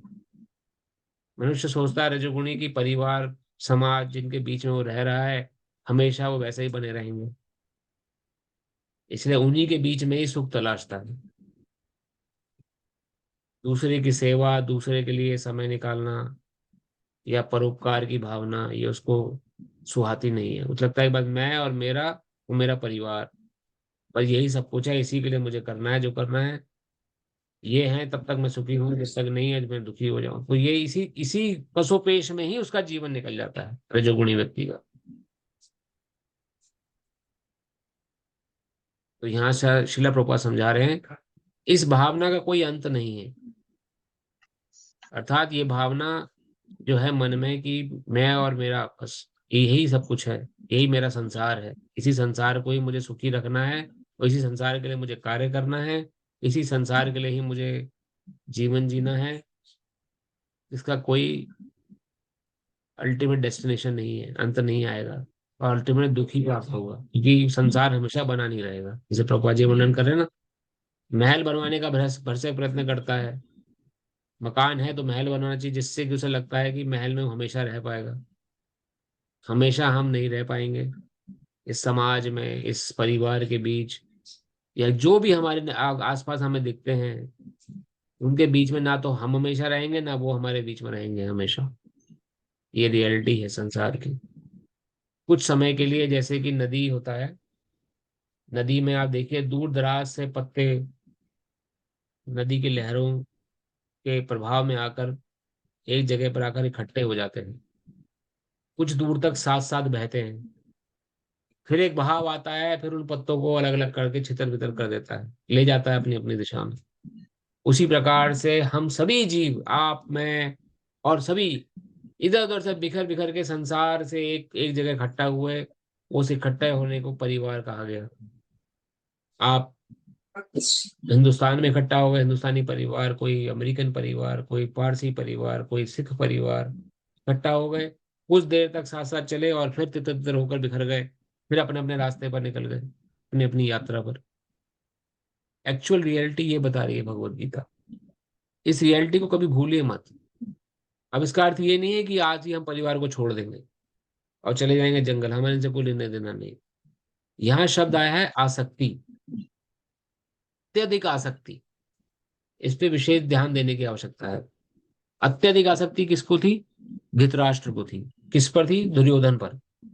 इतनी आसक्ति कि सही को गलत भी, गलत को सही की भी चयन करने की उसको, उसके अंदर काबिलियत नहीं रह गई थी। उसका पुत्र दुर्योधन बोलता था कि मुझे अ, कोई भी गलत इच्छा प्रकट करता था, उसकी इच्छा की पूर्ति हो जाती थी। कम से कम हमें ऐसा नहीं करना। हमारे जो अधीन है, हमारे परिवार या हमारा बच्चा, हमारी संतान, सही शासन में उनको रखना है। कभी डांटना फटकारना भी पड़े तो करना चाहिए उनके भले के लिए। आसक्ति नहीं रखनी उनसे अत्यधिक, क्योंकि चाहे स्त्री हो, चाहे पुरुष, चाहे लड़का हो, चाहे लड़की, दोनों ही माता पिता को छोड़ देते हैं और चले जाते हैं अपने गंतव्य पर एक समय के बाद। पहले तो बोलता था कि लड़कियों का विवाह होता है तो अपने ससुराल चली जाती हैं, फिर माता पिता भी। अब तो लड़के भी पढ़ाई लिखाई के लिए चले जाते हैं। हम ही देखिए अपनी घर से इतना दूर आ गए।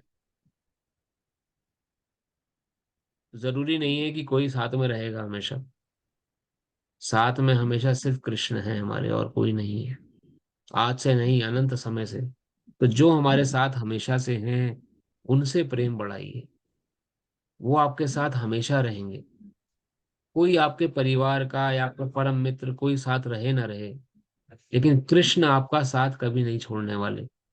वो आपके साथ हमेशा हैं, और उनका साथ हमेशा बना के रखिए।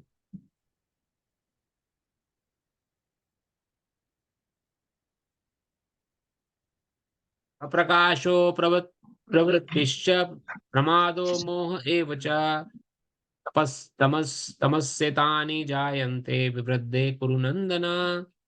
जब तमोगुण में वृद्धि हो जाती है, तो पिछले दो श्लोक में भगवान ने सतोगुण और रजोगुण के बारे में बताया। सतोगुण के बारे में सुख प्राप्त होता है।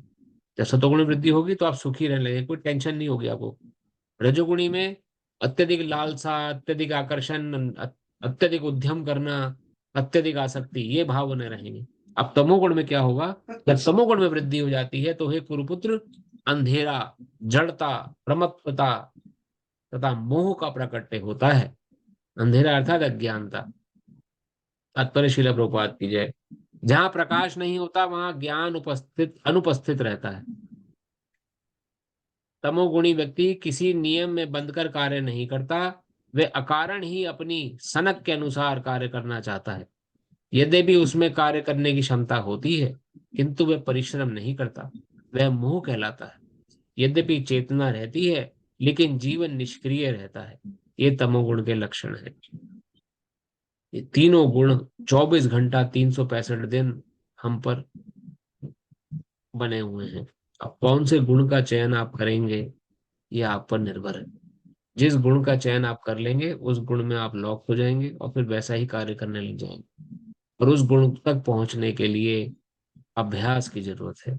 जैसे अगर आप अभी रजोगुण में हैं, तो अभ्यास करिए कि अत्यधिक उद्यम ना करें। अभ्यास करिए अत्यधिक आसक्ति भी ना रखें।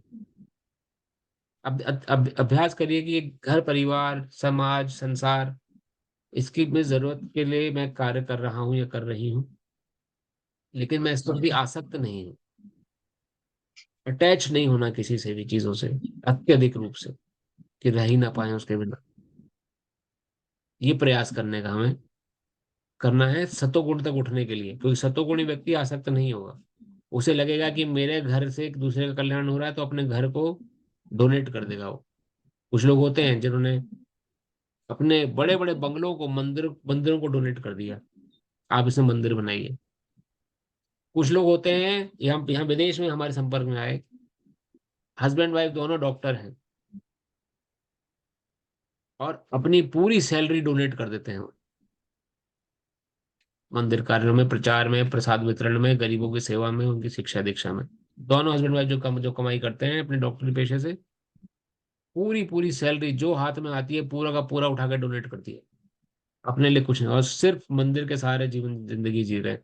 वहां से जो प्रसाद अन्न मिल जाता है उसको खाते हैं, उसे उससे अपना जीवन यापन कर रहे हैं, और बहुत हाई क्लास डॉक्टर हैं दोनों, husband and wife. Yes, Saint Louis में आए थे एक बार, परिचय हुआ था उनसे। कई ऐसे लोग हैं जो जीवन, ये सतोगुणी प्रवृत्ति है, डोनेट कर देना एकदम सब कुछ, किसी प्रति आसक्ति नहीं। लेकिन इस गुण को प्राप्त करने के लिए अभ्यास करना बहुत जरूरी है, और जब अभ्यास करेंगे तो भगवान की कृपा से वैसा वातावरण भी वैसे अनुकूल प्राप्त होगा। लेकिन हमने अगर रजोगुण में अपने को बना कर रखा है, तो रजोगुणी प्रवृत्ति हमें ऊपर उठने नहीं देगी। तो इसलिए उसके लिए प्रयास आवश्यक है, और तमोगुण में तो गिरना ही नहीं, ऐसा मन बना लीजिए तमोगुण को तो कभी हम प्राप्त होंगे ही नहीं, आलसी तो कभी बनना ही नहीं हमें।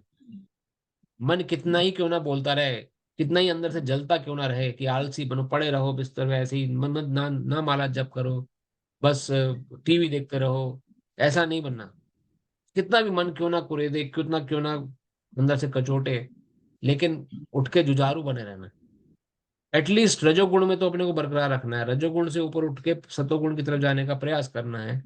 और जब सतोगुण की तरफ प्रयास करेंगे तो सतोगुण में बने रहेंगे, और फिर शुद्ध सतोगुण की बात आती है। तब हम कृष्ण कॉन्शियसनेस बन सकते हैं, तब हम कृष्ण के बारे में सोच सकते हैं, तब हम भक्त बन सकते हैं।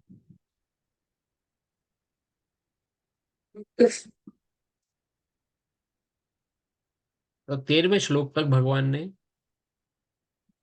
पहले श्लोक से लेकर 13वें श्लोक तक भगवान ने अर्जुन को तीनों गुण, और तीनों गुण के क्या क्या क्वालिटी होती हैं, तीनों गुण में ग्रसित व्यक्ति किस प्रकार से कार्य करता है, उसका बिहेवियर कैसा हो जाता है, उसकी सोचने की पद्धति कैसी हो जाती है, और किस प्रकार से वो अपने कार्यों को निर्धारित करते हैं, ये सब भगवान ने 13वें अध्याय तक बताया, 13वें श्लोक तक बताया। अब इसके आगे ये गुण गुण असर क्या डालते हैं अगर आप इस गुण में पड़े रहेंगे, जैसे रजोगुण में ही बने रहे या बरकरार। कोई बोल सकता है जी हमें क्या परवाह है, हम रजोगुण में हम कर रहे हैं अपने परिवार की सेवा, क्या इससे अल्टीमेट नुकसान होगा, आपको क्या परेशानी है। हम अत्यधिक आसक्त हो रहे हैं अपने घर के प्रति, या अत्यधिक अ, हम नहीं उठना चाहते सतोगुण के लिए, हमें इसमें ही सुख मिल रहा है, ऐसा होता है, कई लोग बोल सकते हैं, तो क्या परेशानी होगी। तो वो अब आगे 14वें श्लोक से भगवान बता रहे हैं। यदा सत्त्वे प्रवृद्धे तु प्रलयं याति देहभृत्, तदो मत्विदाम लोकान मलान प्रतिपद्यते। 3 श्लोक और लेंगे हम। मैं मेरा मेरा आज का टारगेट था वैसे कि हम आपको ये फर्स्ट सेक्शन जो है 14 से लेकर 17 का 17 श्लोक तक हम आज इसको कवर कंप्लीट करेंगे, जिसमें कि स्टार्टिंग का हमारा जो नेक्स्ट फेज है इस चैप्टर का वो आ जाएगा कि ये गुण असर क्या डाल रहे हैं हम पर। जब कोई सतोगुण में मरता है, अब देखिए सतोगुण में अगर बने रहे तो क्या होगा, रजोगुण में बने रहे तो क्या होगा, और तमोगुण में बने रहे तो क्या होगा। जब कोई सतोगुण में मरता है तो उसे महर्षियों के विशुद्ध उच्चतर लोगों की प्राप्ति होती है। देखिए मैं नहीं कह रहा हूं, मेरे गुरुजी ने कहा, ये भगवत गीता में लिखा हुआ आ रहा है, और ये वचन हम भगवान कृष्ण ने बोले हैं, ये भगवान कृष्ण के द्वारा बोला गया श्लोक है। क्या कह रहे हैं कि यदि कोई सतोगुण में शरीर छोड़ रहा है तो उसे महर्षियों के विशुद्ध उच्चतर लोगों की प्राप्ति होती है। जनलोक, तपलोक, ब्रह्मलोक, ये सब लोग जो उच्चतर लोक हैं, इन लोगों की प्राप्ति होती है। This is ultimate benefit. सतोगुण तक उठना क्यों है? ताकि सतोगुण में ही शरीर छूटे। शरीर तो छूटना है ना एक दिन सभी का ही, आपका भी छूटेगा, मेरा भी छूटेगा। आज से 100 साल बाद ना आप होंगे ना मैं हूंगा, हम में से कोई भी नहीं होगा संसार में। एक नई दुनिया होगी। तो ये तो अल्टीमेट फैक्ट है, शरीर छूटना है। शरीर छूटना है, ये हमारे पे डिसाइड होता है कि हम सतोगुण में शरीर छोड़ेंगे, कि रजोगुण में शरीर छोड़ेंगे, कि तमोगुण में शरीर छोड़ेंगे। अगर सतोगुण तक प्रयास करके उठा लिया तो सतोगुण में शरीर छूटेगा, और सतोगुण में छूटा तो उच्चतर लोगों की प्राप्ति होगी, नो डाउट अबाउट इट। एक ग्रंथ है हमारे साहित्य जगत में, इसमें वैष्णव जगत में, बृहद भागवतामृत, श्रील सनातन गोस्वामी द्वारा लिखा गया। उसमें वर्णन आया है किस प्रकार से जो जन लोग, तप लोग हैं, जो ऋषियों वाले लोग हैं, उच्च लोग, वहाँ कितना, वहां पे किस प्रकार का जीवन है। हर लोग का वहां पे जीवन वर्णन किया गया है गोस्वामी जी द्वारा। वहाँ दुख की कोई छू भी नहीं सकती आपको। आप स्वयं संतुष्ट हैं, जैसे ऋषि संतुष्ट होते हैं ना, अंदर ही तप करके संतुष्ट है वो। तो तपस्या के मार्ग चुन के उन्होंने उनको संतुष्ट कर लिया है। अंदर निरंतर अंतःकरण में भगवान विष्णु का दर्शन करते रहते हैं, भगवान कृष्ण का दर्शन करते रहते हैं। उसी में उनको इतनी संतुष्टि मिलती है कि उसी से ही सुखी रहते हैं हमेशा। तो जब कोई सतोगुण में मरता है तो महर्षियों के महान ऋषि जो हुए, ऋषि वशिष्ठ, ऋषि कपिल, और फिर अगस्त ऋषि, ऐसे महान महान ऋषि जो हुए हैं, उनके उच्च लोगों की प्राप्ति होती है। तात्पर्य शिला प्रपात की जय। सतोगुणी व्यक्ति ब्रह्मलोक या जनलोक जैसे उच्च लोगों को प्राप्त करता है, और यहाँ दैवी सुख भोगता है। अम्लान शब्द महत्वपूर्ण है। इसका अर्थ है रजो तथा तमोगुण से मुक्त। भौतिक जगत में अशुद्धियां हैं, लेकिन सतोगुण सर्वाधिक शुद्ध रूप है। विभिन्न जीवों के विभिन्न प्रकार के लोग हैं। जो लोग सतोगुण में मरते हैं वे उन लोगों को जाते हैं जहां महर्षि तथा महान भक्तगण रहते हैं।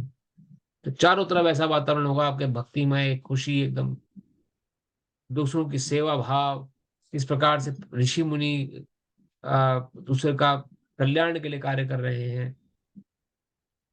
कोई टेंशन नहीं, किसी प्रकार का कोई टेररिज्म नहीं, किसी प्रकार कोई भय नहीं। अत्यधिक सुख जिसकी कल्पना हम सोच भी नहीं सकते, लेकिन यहाँ वर्णन आ रहा है शास्त्रों में, तो जरूर सत्य बात है। ये सतोगुणी व्यक्ति का डेस्टिनेशन है। रजसी प्रलयां गत्वा कर्म संगीषु जायते, तथा तथा परिणस्तस्मसि मूढ़ योनिषु जायते। जब कोई रजोगुण में मरता है तो वह सकाम कर्मियों के बीच जन्म ग्रहण करता है, और जब कोई तमोगुण में मरता है तो वह पशु योनि में जन्म ग्रहण करता है। सकाम कर्मी अर्थात जैसे रजोगुण में मरा, परिवार के प्रति इतनी आसक्ति थी, परिवार में ही पैदा हो गए दोबारा। जरूरी नहीं है मनुष्य बन के पैदा होंगे, उसी परिवार में, उसी घर की किसी नाली में कीड़े बन के भी पैदा हो सकते हैं। उस घर से इतनी आसक्ति थी, वो घर की आसक्ति नहीं छूट पाई, उसी घर में कॉकरोच बन के ही पैदा हो गए। कर्म के अनुसार योनि मिली, और आसक्ति के अनुसार वैसा वातावरण मिला। तो जब कोई रजोगुण में मरता है तो सकाम कर्मियों के बीच में जन्म ग्रहण करता है। तात्पर्य शिला प्रपात की जाए। कुछ लोगों का विचार है कि एक बार मनुष्य जीवन को प्राप्त करके आत्मा कभी नीचे नहीं गिरता, यह ठीक नहीं। ये क्रिश्चियन फिलॉसफी है एक्चुअली, जो क्रिश्चियन धर्म है उसमें आत्मा एक बार जन्म लेती है।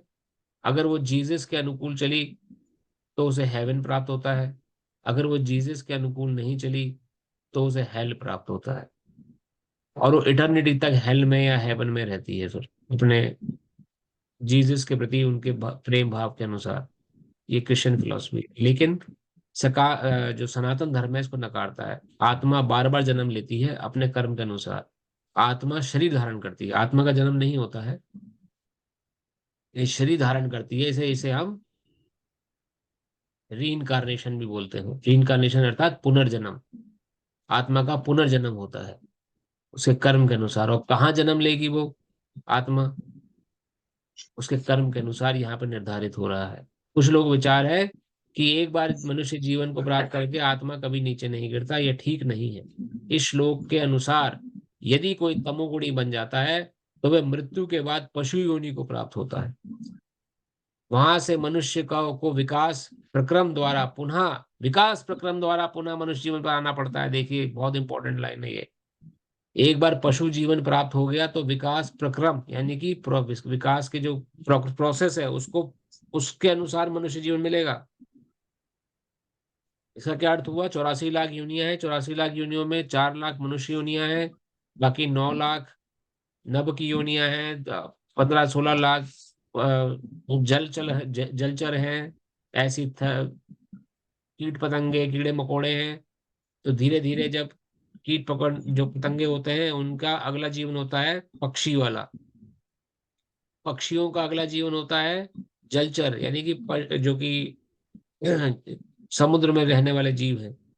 तो समुद्र में रहने वाले जीवों का अगला जीवन होता है थल पे चलने वाले जो जीव जंतु हैं या जो पशु हैं। अंत में पशु योनि गाय की प्राप्त होती है और गाय की योनि के बाद फिर मनुष्य शरीर मिलता है। इसे बोलते हैं विकास प्रक्रम। तो कर्म के अनुसार कोई ऐसा शरीर मिल गया पशु का तो विकास प्रक्रम द्वारा दोबारा मनुष्य शरीर मिलेगा कई करोड़ों अरबों जन्मों बाद। We never knows the count कब मनुष्य शरीर मिलेगा हमें अगला। अगर हमने पशु शरीर प्राप्त कर लिया तो, और पशु शरीर तमोगुणी व्यक्ति को प्राप्त होता है। पशुनी वहां से मनुष्य को विकास प्रक्रम द्वारा पुनः मनुष्य जीवन में आना पड़ता है। अतएव जो लोग मनुष्य जीवन के विषय में सचमुच चिंतित हैं उन्हें सतोगुणी बनना चाहिए और अच्छी संगति में रहकर गुणों को लांग कर कृष्ण भावनामृत में स्थित होना चाहिए। यही मनुष्य जीवन का लक्ष्य है। अन्यथा इसकी कोई गारंटी निश्चितता नहीं कि मनुष्य को फिर से मनुष्य योनि प्राप्त हो। आपको लग सकता है मैं अपनी बातें मन से बना के बोलता हूँ, ये देखिए यहाँ स्पष्ट है वर्णन आ रहा है, कोई गारंटी नहीं है कि मनुष्य को फिर से मनुष्य योनि प्राप्त होगी। तो मनुष्य जीवन कब प्राप्त होगा? अगर कोई सचमुच इसमें चिंतित है तो एटलीस्ट सतोगुण में रहने का प्रयास करे, तमोगुण में तो बिल्कुल भी ना गिरे, आलसी प्रमादी तो बिल्कुल ना बने किसी भी प्रकार से, और सतोगुण की तरफ। और यही शिक्षा अपने बच्चों संतानों को भी हमें देनी चाहिए, अपने परिवार वालों को अपने मित्र वर्ग को हमें देने का प्रयास करना चाहिए, क्योंकि वो लोग भी इसी अज्ञानता में जी रहे हैं। ये जीवन का उद्देश्य बना लीजिए आप, आपके जीवन का उद्देश्य है कृष्ण सेवा, कैसे प्रचार किया जाए, कैसे भगवत संबंधी विचारधारा को लोगों तक पहुंचाया जाए। लोग अज्ञानता में हैं, जानते ही नहीं इस बात को, इस ज्ञान से पूरा ढका हुआ है ज्ञान उनके आंखों से, सीरियस ही नहीं है। तो इसलिए यहाँ वर्णन आया श्लोक के अंदर कि जो जो रजोगुण में मरता है सकाम कर्मियों के बीच में जन्म लेगा। सकाम कर्मी अर्थात फिर से इसी परिवार में इसी समाज में जन्म ले लेगा वो। और जो तमोगुणी है वो निम्न पशु शरीर में चला जाएगा।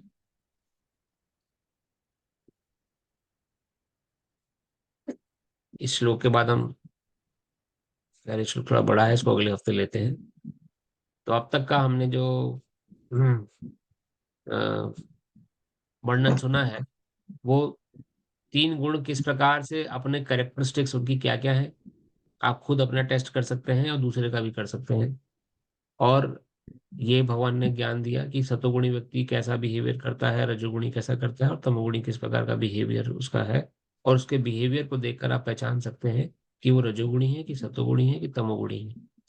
और भगवान ने इस बात पर बल दिया है कि रजोगुणी सतोगुण में रहने का क्या फायदा है, अल्टीमेट डेस्टिनेशन क्या है सतोगुणी व्यक्ति की, रजोगुणी व्यक्ति की क्या है और तमोगुणी व्यक्ति की क्या है। सतोगुणी व्यक्ति को उच्च लोक प्राप्त होते हैं, उनका वर्टिकल डेवलपमेंट होता है, उच्च लोक जनलोक तपलोक और प्राप्त करके वो सुखी रहते हैं।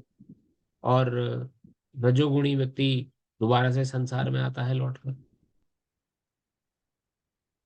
अपने कर्म के अनुसार जीवन जीता है। और तमोगुणी व्यक्ति पशु शरीर में आता है निम्न निम्न योनियों में, क्योंकि उसने उसी प्रकार का आचरण किया। इसलिए हमें अपने को गुणों में ऊपर उठाने का प्रयास करना चाहिए, ये उसकी सार्थकता है। क्यों गुण इंपॉर्टेंट है हमारे लिए, जैसे हमने प्रयास किया तो बोला था आपको, क्यों मैं क्यों परवाह करूं गुणों की? क्योंकि अल्टीमेटली आपका डेस्टिनेशन ये गुण ही डिसाइड कर रहे हैं।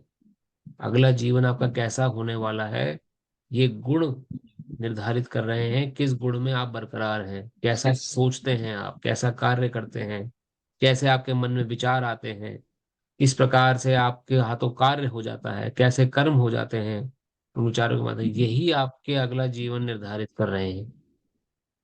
तो अपने अगले जीवन को संवारने के लिए अगर आप चाहते हैं तो सतोगुण तक उठने का प्रयास करिए, बहुत आवश्यक है। इन शब्दों के साथ कथा को हम यहीं विराम देते हैं। कोई आपके मन में प्रश्न हो तो प्रश्न पूछ सकते हैं।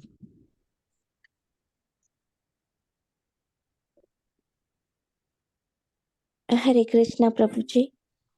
हरे कृष्णा माता जी। प्रभु जी, हमारे परिवार में मतलब इंडिया में जैसे पेरेंट्स वगैरह होते हैं, तो उनका कैसा है कि जैसे कुछ नई चीज खरीदेंगे, लेकिन पुरानी चीज जो घर में होती है ना, उन्हें छोड़ना नहीं चाहते। तो अब क्या है, नया सामान भी है, पुराना सामान भी है, लेकिन उनको बोल दो कि भाई अब जैसे कोई चीज खराब हो गई है या आप उसे छोड़ दे, पर वो उसे छोड़ते नहीं है। तो वो भी क्या रजोगुण ही है? अगर आसक्ति है तो माता जी वो तो रजोगुण है। रजोगुण है। अगर अच्छा। आपकी किसी व्यक्ति में, वस्तु में अत्यधिक आसक्ति है जी। और आप उसे छोड़ना नहीं चाहते, तो या तो आप नहीं छोड़ रहे या तो आपसे छुड़ा ली जाएगी। तो आसक्ति के कारण हम अभी छोड़ नहीं रहे हैं, और हमेशा हमारे साथ बनी नहीं रहेगी वो जो वस्तु जी। है ना। तो ये आसक्ति, इसलिए हमें विचार करना चाहिए कि ये हम क्यों उससे इतने अधिक आकर्षित हैं। जी। क्योंकि ये हमारे साथ हमेशा नहीं रहने वाली है, तो वो रजोगुण के कारण ही है। रजो। जी। धन्यवाद से प्रभु जी। हरे कृष्ण।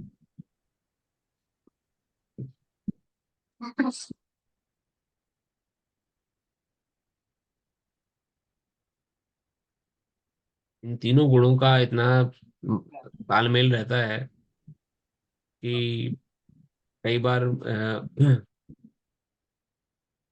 भगवान भी, जैसे कि कई इतनी इतनी प्रधानता रहती है। एक बार एक नारद जी ने एक शूकर को देखा गंदी नाली में मुंह मार रहा था। नारद जी को उस पर दया आ गई। भगवान की भक्तों, भगवान का अंश होने के बाद भी देखिए निम्न योनि में गंदी नाली में विष्ठा को खा रहा है। तो तरस खाकर उन्होंने बोला कि तुम तो भगवान के अंश हो, इस पशु शरीर को प्राप्त करके तुम कितना निम्न कार्य कर रहे हो, चलो मैं तुम्हें भगवत धाम लेके चलता हूँ। लेकिन तमोगुण से इतना ग्रसित था वो। अब देखिए जितने पशु हैं वो सभी तमोगुणी हैं, जितने भी पशु हैं, क्योंकि वो अपना ही फायदा देखते हैं या आलसी प्रमादी होते हैं। इसलिए मनुष्य जब पशुवृत्त कार्य करता है तो वो भी तमोगुण के अधिकारी बन जाता है। आहार निद्रा भय मैथुन मनुष्य पशु नाम एक समाना। तो ये चार प्रकार के कार्य में मनुष्य जब लिप्त होता है तो वो पशुव्रत ही हो जाता है। और पशु सारे तमोगुणी हैं। तमोगुण को जनरली तमोगुणी होते हैं, जैसे मनुष्य जनरली रजोगुणी है, पशु जनरली तमोगुणी होते हैं। इसलिए मनुष्य को पशु शरीर प्राप्त हो जाता है जो तमोगुणी विचारधारा का व्यक्ति है, बहुत आलसी है, प्रमादी है, और बहुत ज्यादा समय व्यर्थ करता है या दूसरों का नुकसान करता है। ऐसे व्यक्ति को पशु शरीर मिलता है। तो उस शुकर ने जाने से मना कर दिया नारद जी को, नहीं जी मैं तो बड़ा सुखी हूँ यहाँ पर। तो देखिए मेरे 12-12 संतानें हैं, मेरी 20-20 बीवी स्त्रियां हैं, पत्नियां हैं, इन सब के साथ मैं सुख से रह रहा हूँ। तो प्रवृत्ति का व्यक्ति जो है, उस गुण को प्राप्त करने के बाद उसे एहसास ही नहीं होगा कि वो दुखी है। इतनी प्रभु जी, प्रभाव होता है गुणों का। जी। हमारी एक मित्र है, तो उन्होंने एक डॉग पाला हुआ है। तो वो इतने प्रभावित, क्योंकि वो उसी की सेवा करते हैं, और तो उनको ऐसा लगता है कि वो डॉग का जीवन ही सबसे अच्छा है। और वो तो बोलती भी है कि मैं चाहती हूँ कि मैं अगले जन्म में मतलब मैं डॉग बनूं। तो मुझे बड़ा देखिए, आश्चर्य होता है ये सुन के, पर अब उसको कैसे सही करा सके? देखिए आशा माता जी को हंसी आ गई। देखिए ये सतोगुण में ना, सतोगुणी, और आपको ऐसा आश्चर्य हो कि आप सतोगुण में हैं।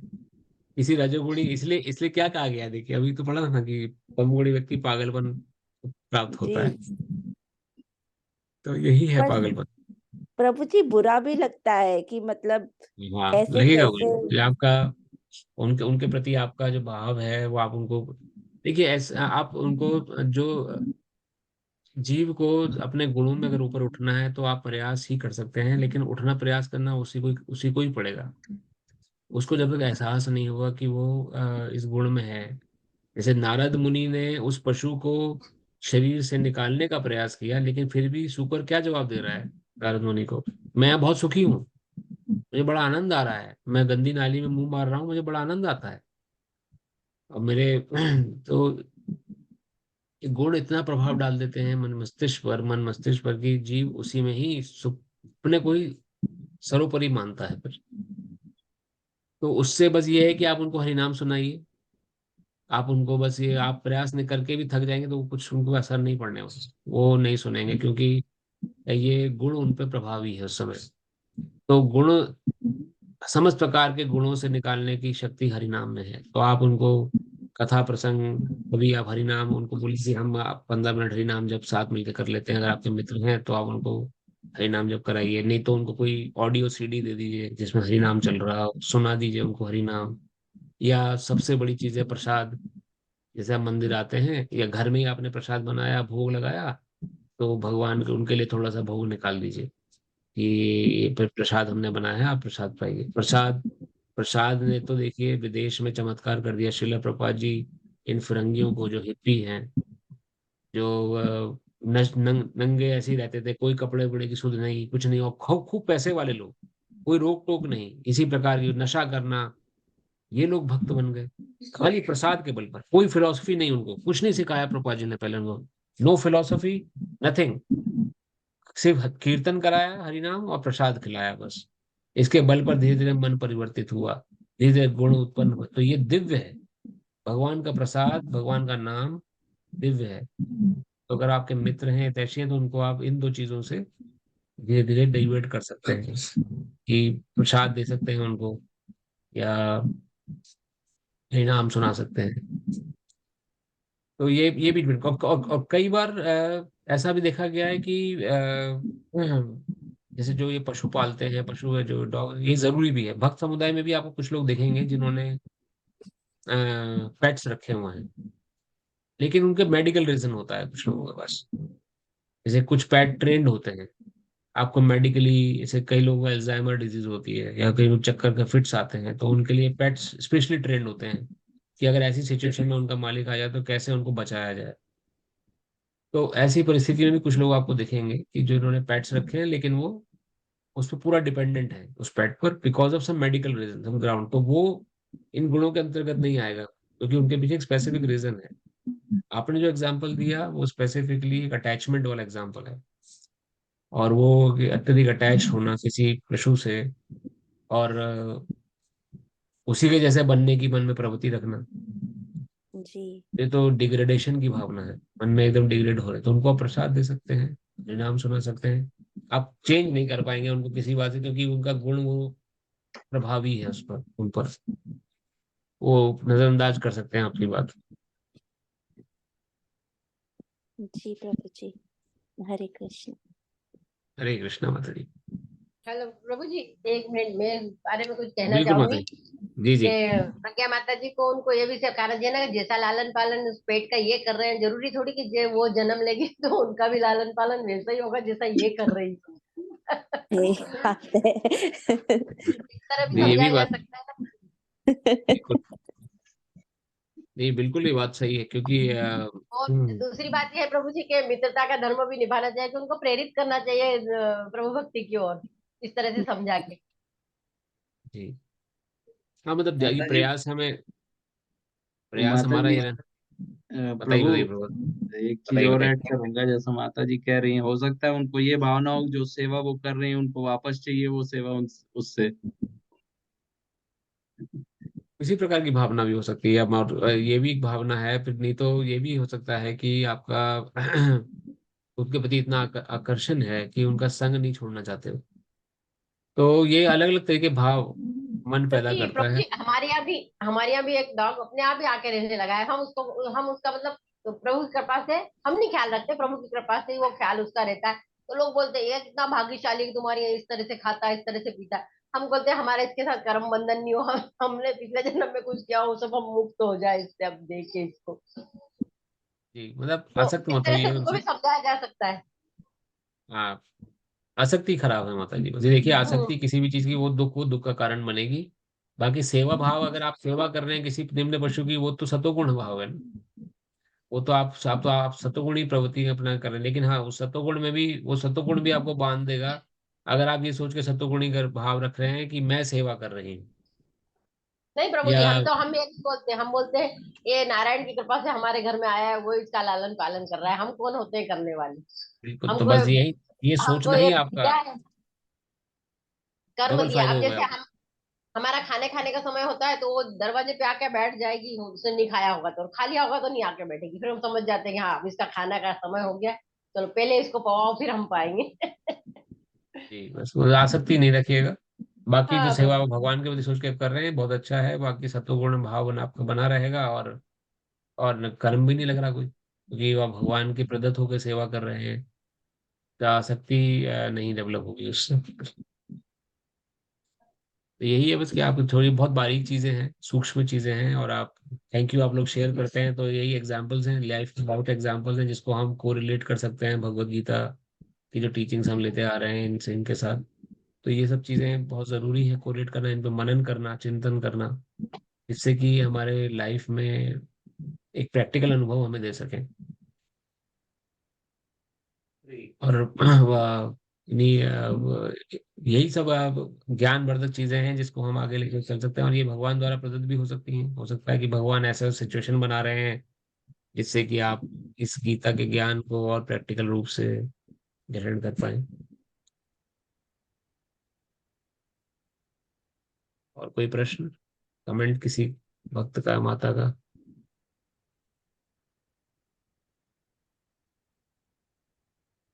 अगर नहीं तो कथा को हम ही विश्राम देते हैं। आप सभी का पुनः बहुत बहुत धन्यवाद। और हरे कृष्ण। हरे हरे कृष्ण कृष्ण, हरे कृष्ण, हरे हरे कृष्ण। कृष्ण, हरे कृष्ण। हरे कृष्ण। हरे हरे कृष्ण, हरे कृष्ण। कृष्ण।